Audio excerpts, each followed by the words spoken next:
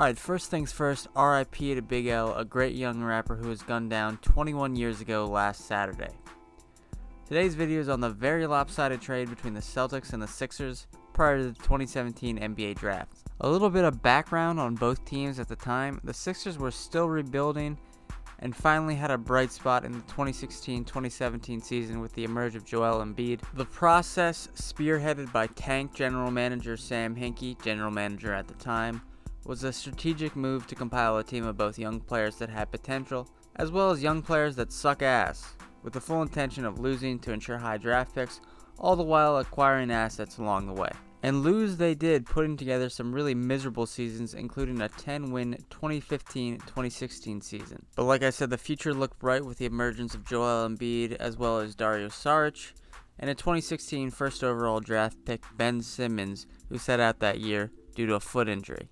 Simmons was of course set to debut that coming fall. By the end of the 2017 season, Sam Hinkie was long forced out of the team and the league, and who would replace him as general manager? Well, we'll get to that. The Sixers fell third in the lottery that season after going 28-54. They would be picking third overall. The Celtics ended the year in first place in the Eastern Conference, largely thanks to the emergence of then All-Star Isaiah Thomas, to go along with players like Al Horford. They won 2 playoff series against the Bulls and then the Wizards, shout out Kelly Olynyk, before falling in 5 games to LeBron and the Cavs, but overall a very positive season. The Celtics ended the season first in the draft lottery, meaning they picked first overall in that draft, which wouldn't make sense if not for Billy King and the Nets.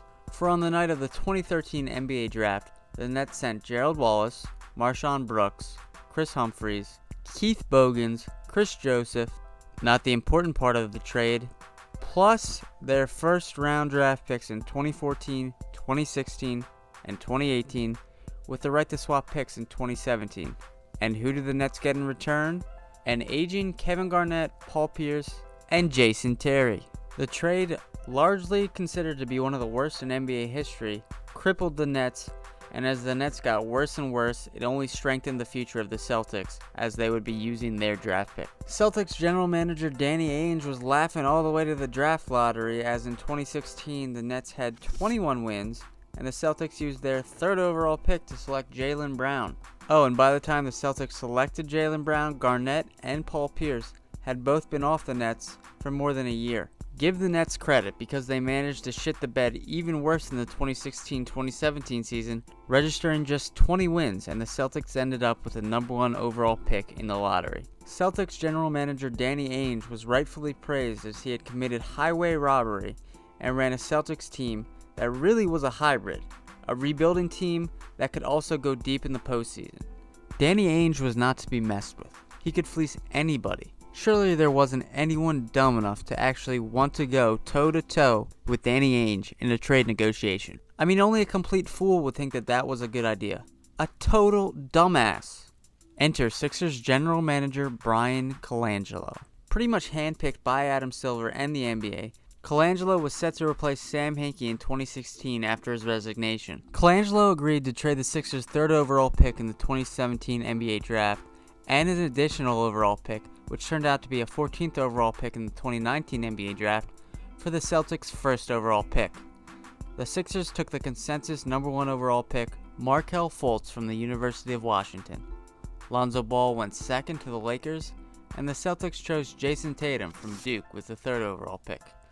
So to keep track of it here, the equation for this pick to work for the Sixers entering the 2017-2018 NBA season would be that Markelle Fultz would have to be greater than the sum of Jayson Tatum plus their future first round pick. Fultz was amazing in college and rightfully had a lot of hype, but that died immediately when he got to the NBA, and that equation never worked out in the Sixers' favor. Fultz was meant to be the Sixers' third piece, their third superstar, but instead, his 1.5 odd seasons in Philly consisted of confusion surrounding him and the hitch in his shot, which made it seem like he forgot to shoot a basketball. The reason for that, by the way, is still unclear. I made 2 videos on it, link in description. He was still a somewhat decent NBA player, but on a #1 overall contract's money for a team competing for a championship, plus all the media distractions surrounding him due to sitting out for long spells with little to no explanation, Of course, besides the bi-monthly press releases that said Fultz would be reevaluated in another month, it was about time to end the Markelle Fultz honeymoon in Philadelphia. The marriage was over. Fultz was traded to the Orlando Magic in February of 2019 on the day of the trade deadline for Jonathan Simmons,